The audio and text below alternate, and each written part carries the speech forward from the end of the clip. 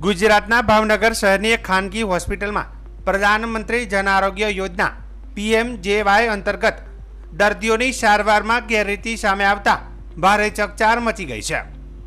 PMJY યોજના હેઠળ સારવાર નિઃશુલ્ક હોવા છતાં હોસ્પિટલ દ્વારા બે દર્દીઓ પાસેથી અનુક્રમે 6,000 અને 19,000ની વસૂલાત કરવામાં આવી હતી। યોજનાના નિયમો મુજબ કાર્ડ ધારકોને રૂપિયા 10 લાખ સુધીની સારવાર મફતમાં ઉપલબ્ધ છે। સરકારી તપાસમાં ખુલ્યું કે હોસ્પિટલના 39 કેસોમાં અપકોડિંગ કરાયું હતું। વધુમાં વર્ષ 2023 અને 24 દરમિયાન હોસ્પિટલના રેડિયેશન મશીનમાં CBCT શક્ય ન હોવા છતાં કુલ 996 કેસોમાંથી 443 કેસો માટે સરકાર દ્વારા મંજૂર પેકેજ કોડ હેઠળ સારવાર આપ્યાનો દાવો કરવામાં આવ્યો હતો। આ તકનીકી રીતે શક્ય ન હોવાથી તેને ગંભીર ગેરરીતિ માનવામાં આવી રહી છે। આ તમામ ગેરરીતિઓને ધ્યાનમાં લઈને હોસ્પિટલ પર રૂપિયા 7.22 કરોડનો દંડ ફટકારવામાં આવ્યો હતો અને 29 જુલાઈએ હોસ્પિટલનું PMJY પેનલ સસ્પેન્ડ કરવામાં આવ્યું હતું। તેમ છતાં દંડની રકમ ચૂકવાઈ ન હોવા છતાં હોસ્પિટલની યોજના સેવા થોડા કલાકોમાં જ ફરી શરૂ કરી દેવામાં આવી હોવાની માહિતી ભાવનગર મહાનગરપાલિકાના આરોગ્ય અધિકારી આપી છે।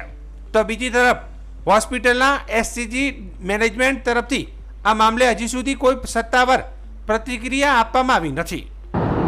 ભાવનગર મહાનગરપાલિકામાં SCG હોસ્પિટલ છે, એને લગભગ આથી 5-6 મહિના પહેલાં એને દંડ ફટકારવામાં આવ્યા હતા। એ અનુસંધાને એ લગભગ દંડ ભરપાઈ કરેલ ન હતા, તો એને અનુસંધાને 29 જુલાઈ એને સસ્પેન્ડ કરવામાં આવ્યા છે અને પછી એને અત્યારે હાલ એ કાર્યરત છે અને સસ્પેન્શન ઉઠાવી લેવામાં આવ્યા છે।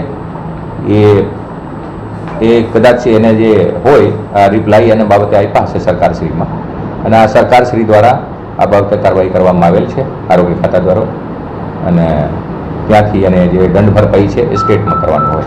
સાહેબ, કુલ કેટલી રકમ જે છે એનો હાલ દંડ ફટકારવામાં આવશે અને ખાસ આનું કારણ શું, કયા કારણોસર આ સંપૂર્ણ દંડ જે છે એ રકમ એ 7,22 લાખ રૂપિયાના આસારે છે અને એમાં એ લોકોના બે કેસમાં એવું છે કે ચાર્જિંગના છે 6,000 અને 19,000, અને બીજા કેસોમાં છે કે અપકોડિંગ મળેલ છે, અને બાકી જે કેન્સરની સારવાર છે એમાં એને થોડુંક જે બિલ મૂકી છે એ આ શક્ય નહોતી સારવાર, તો પણ એ મશીનમાં મૂકી છે, એને લીધે સરકારે એને દંડ ફટકારવામાં આ 2023થી 24ના વચ્ચે એ થયેલા હતા।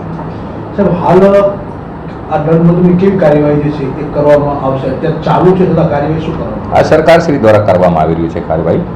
હવે એને આ વધારે વિગત તો ક્યાંથી પ્રાપ્ત થઈ શકે, હજી અમારા એટલો જે ઇન્ફોર્મેશન છે એ આપણા સાથે શેર કરી છે।